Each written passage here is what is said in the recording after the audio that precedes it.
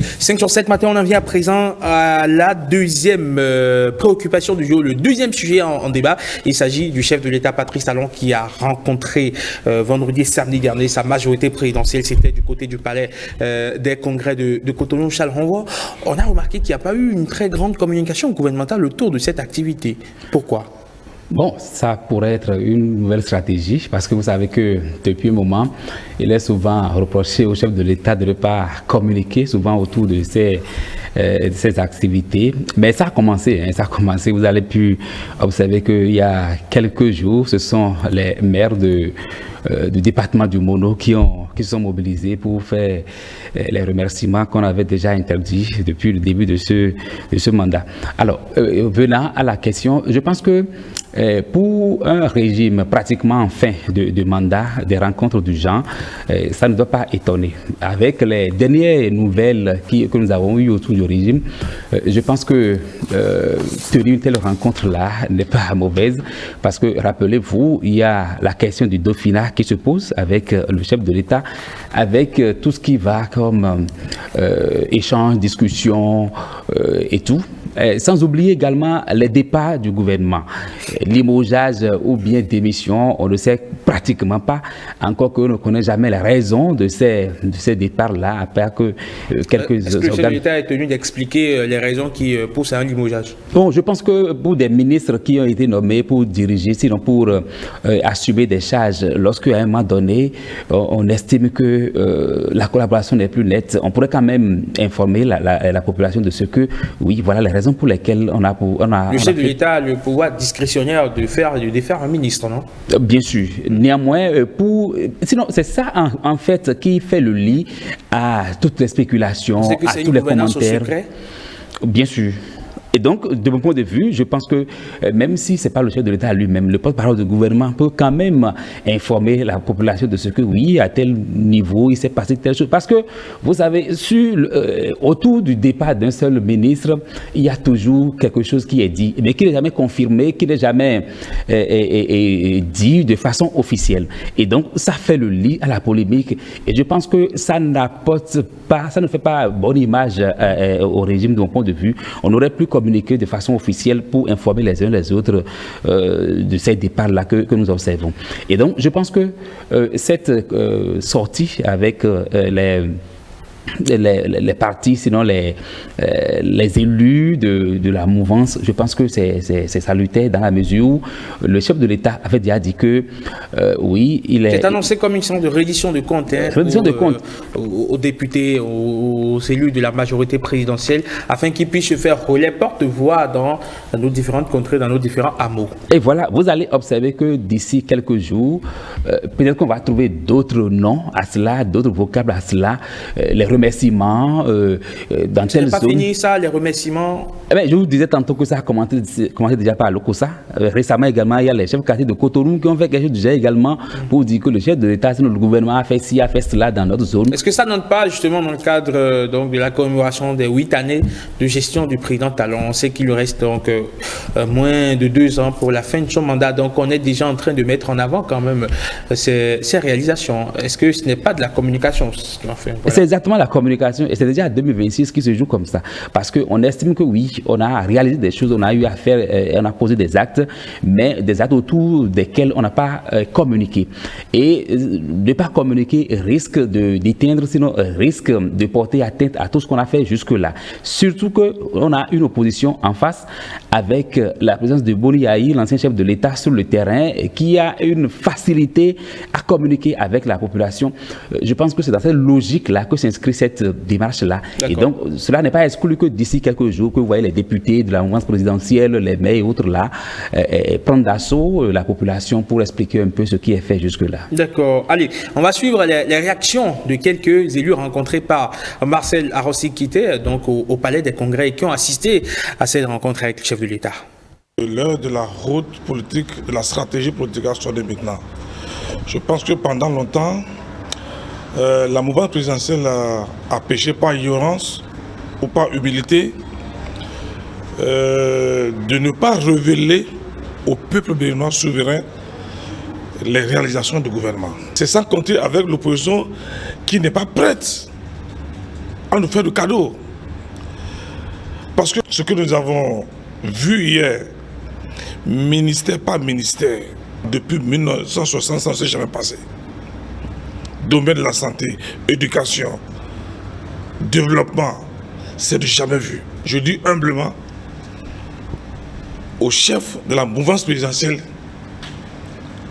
de laisser les politiques exercer pleinement le talent d'homme politique. Nous allons occuper le terrain.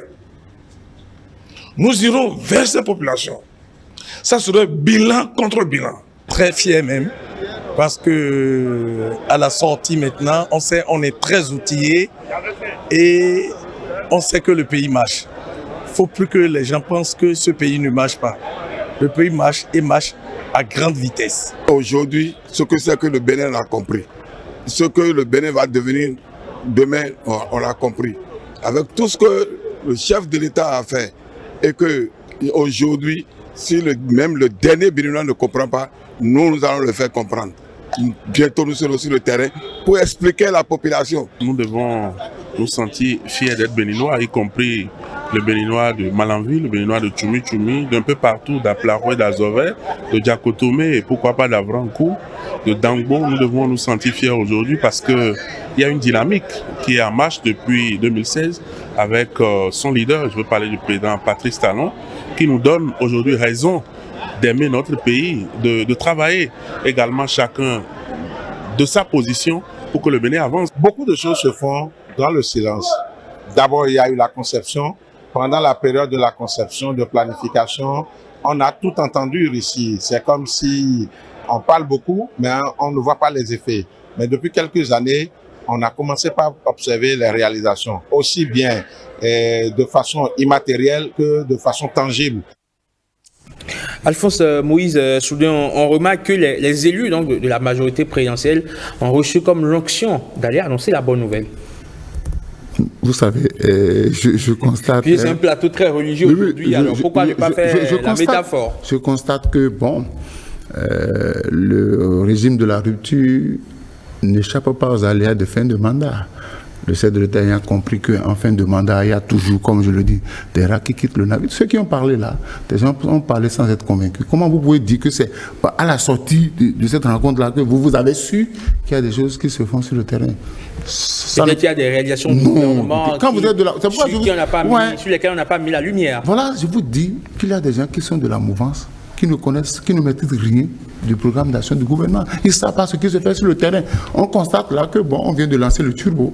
Et mon cher ami Gbadamassi a dit on va faire bilan contre bilan. Quel bilan l'opposition va présenter? L'opposition a-t-il exercé le pouvoir? L'opposition a-t-il présenté? Est-ce que l'opposition gère le pouvoir? Je voudrais que la majorité se renforce. C'est vrai que le chef de l'État ne veut pas être victime de ce qui s'est passé avec, que ce soit Soglou, que ce soit Kérékou, que ce soit Boni Yahi, qu'il veut qu'il y ait une bonne fin de mandat. Il veut que les actions continuent. Je voudrais que les gens fassent attention et qu'on n'aille pas dire des comptes vérités aux populations sur le terrain. Il faut dire ce qui est fait et ce qui est visible, ce qu'on peut voir.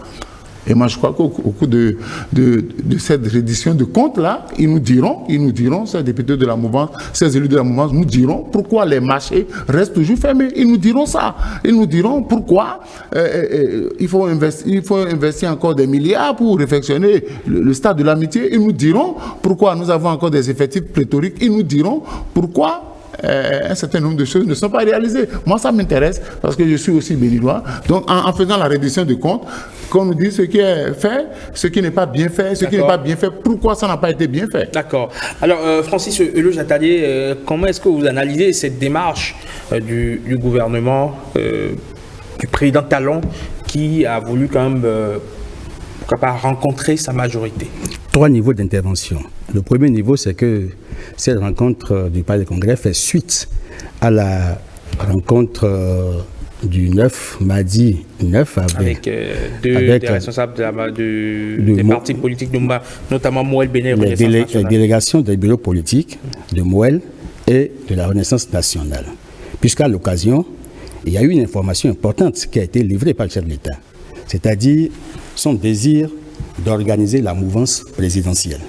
D'où, en fait, la perspective de mettre en place le cadre de concertation. Et après ça, le mardi 9 avril 2024, vous avez eu la rencontre du Palais des Congrès, où il a convoqué les 4 partis, parce qu'il avait annoncé que les 4 partis seront désormais réunis. Donc ça veut dire que ça fait suite à cette rencontre. Et à l'occasion, je crois que les ministres sectoriels ont présenté le bilan du PAG. En fait, pas le bilan, l'état de mise en œuvre du PAG. Le bilan, on l'aura à la fin du mandat.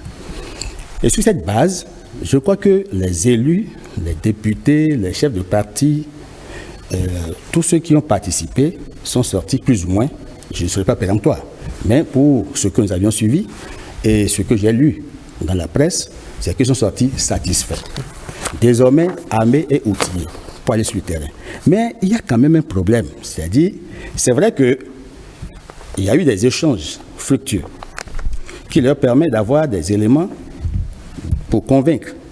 Mais il faut qu'une structure au palais travaille à la clé de compréhension, secteur par secteur, sur ce qui a été fait. Parce que même Monseigneur Antoine Gaillet, en fait, il n'a pas dit que de mauvaises choses. Il a dit que le chef de l'État a fait des choses magnanimes. Je tiens ce mot-là, je le cite. C'est magnanime. Bon, si le chef de l'État fait des choses magnanimes et qu'il est toujours incompris, il faut une pédagogie qui accompagne. Non, mais il a dit qu'il a fait des choses magnanimes.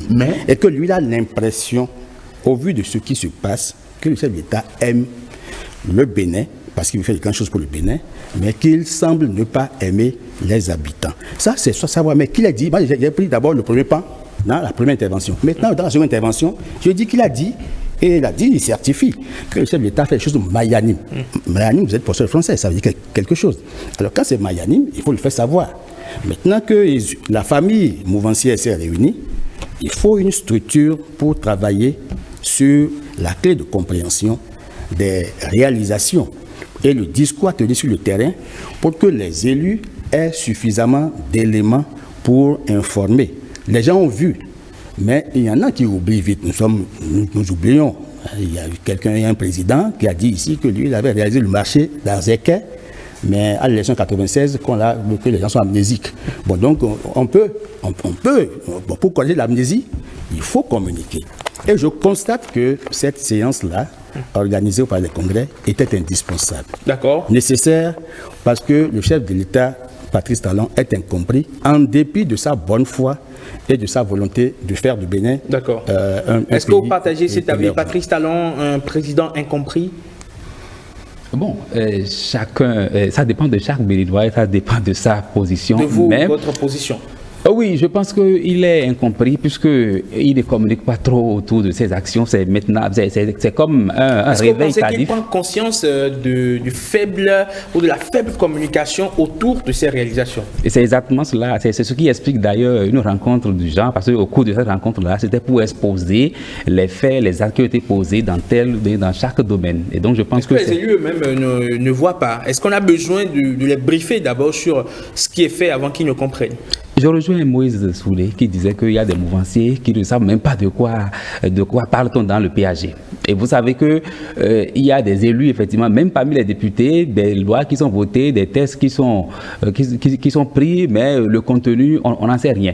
Et donc, il faut que, s'ils doivent aller sur le terrain, qu'il y ait vraiment une équipe de communication et qui indique ce qu'on doit dire, comment il faut les dire, c'est-à-dire les mots juste pour le dire, sinon on risque de tomber dans une communication qui risque également de les déplumer.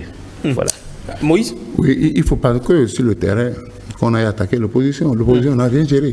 Donc l'opposition n'a pas de bilan. En fait, je voudrais dire au porte-parole du gouvernement, tous ceux qui sont sur le terrain, allez dire au peuple ce qui a été fait.